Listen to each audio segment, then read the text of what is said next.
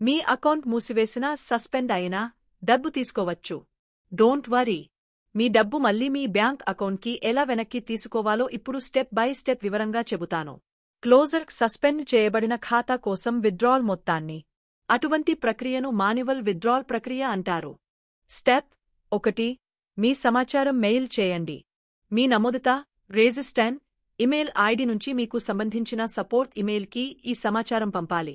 భారతీయుల భారత రూపాయి కోసం సపోర్ట్ ఇమెయిల్ supportic@tafabet.com.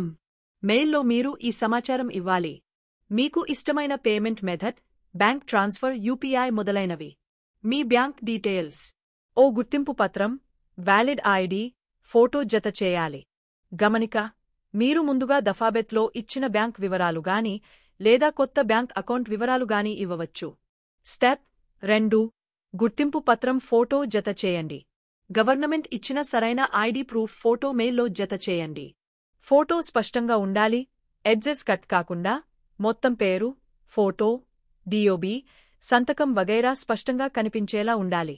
ఉదాహరణకి ఆధార్ కార్డు లేదా పాన్ కార్డు. స్టెప్ 3. కస్టమర్ సపోర్ట్కి ఈ వివరాలు పంపాలి. మెయిల్లో కింద పేర్కొన్న సమాచారం ఖచ్చితంగా ఇవ్వండి. యూజర్నేమ్, మీ దఫాబెట్ యూజర్నేమ్. విత్డ్రాల్ అమౌంట్, తీసుకోవలసిన మొత్తం. ప్రోడక్ట్, ఉదా, sports, casino. Reason for request, కారణం అకౌంట్ క్రసర్, manual withdrawal request. Preferred payment method, ఉదా, bank transfer, UPI. Bank information, bank name, bank పేరు.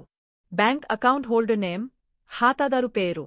బ్యాంక్ అకౌంట్ నంబర్, ఖాతా నెంబర్. బ్యాంక్ బ్రాంచ్, బ్రాంచ్ పేరు.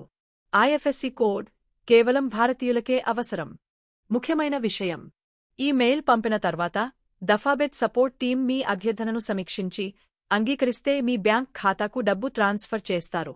ఇది కొన్ని రోజులు పట్టవచ్చు. ఒక్కసారిగా ఆమోదమైతే చాలు.